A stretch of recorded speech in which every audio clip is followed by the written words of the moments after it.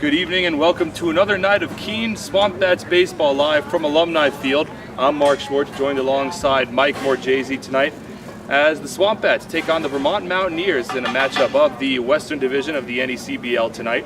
The Swamp Bats enter the game tops in the Western Division with a 7-2 record, and Vermont just 2 games behind them in the Western Division with a 6-5 record. So an important game in this early part of the season for both of these teams. But before we get into tonight's game, let's take a look back at this 2-game road trip that the Swamp Bats just went through. They went 1-1, and it started off with a disappointing loss against Danbury, a team that they no-hit the night before. But they wound up losing 9-8 in a game that they probably wish they could have back.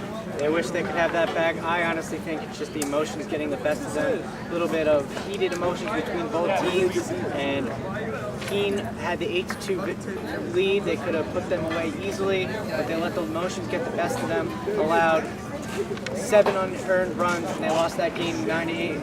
When they could have had a 6-game winning streak, I think the emotions just got the best out of them, but they were able to salvage that road trip last night. Of course, in that game, there was a benches clearing confrontation as a part of a 5-run, top of the 3rd inning.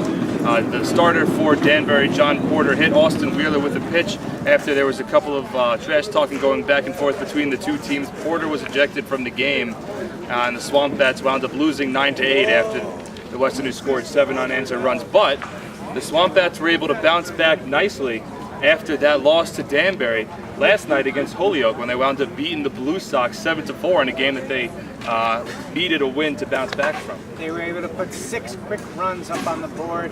Nelson Ward really got that started when he had the late steal at second base, was able to get to third base. That really shook up Holyoke. They allowed back-to-back in the first and second innings. I think they had a streak of 10 straight innings where the leadoff hitter in both games that they had reached base. That really took a lot of energy out of Holyoke. That 6th spot really was pretty much the turning point in the game. Keene was able to win that one in Holyoke.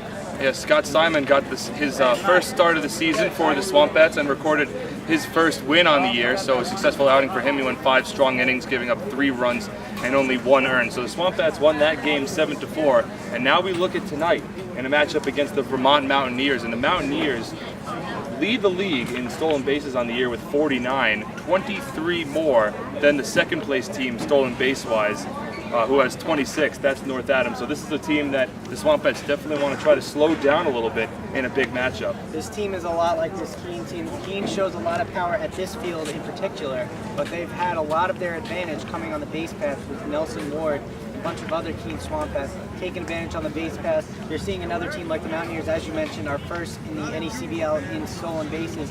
So if you get guys on base with no out, you look for them to steal second, try to steal third, and get runners in scoring position with 1 or less outs. Just to put things in perspective, the Vermont Mountaineers first in the league in stolen bases with 49. The Swamp Bats are 3rd, so they're not too far behind, but only 16 stolen bases on the year. So a big differential from Vermont to the teams that are underneath them stolen base-wise. As Rob Rogers takes the mound tonight for the Swamp Bats, his first start of the season in a Keene uniform. Normally he had been used as the closer for the Swamp Bats, but now with Kyle Gears in town, seems like Gears might take over that closer job. So Rogers now bumped up into the rotation. He'll get the start tonight. So as we look at tonight's game, I need a prediction from you, Mike. Well, the last time Vermont played, they played at Holyoke. They were able to win that one 26-15. They had that day off to really slow those bats down. I think that was the only thing to slow those bats down. So I think the Swamp Bats win this one 8-4. 8-4, you heard it from the man. Swamp Bats take it. It's a big game between both of these teams as Vermont tries to work their way back into the Western Division, work their way up the standings, and catch up with the Swamp Bats, who are in first place. We'll take a break, and when we come back, we'll have first pitch all set for you on the NECBL Broadcast Network.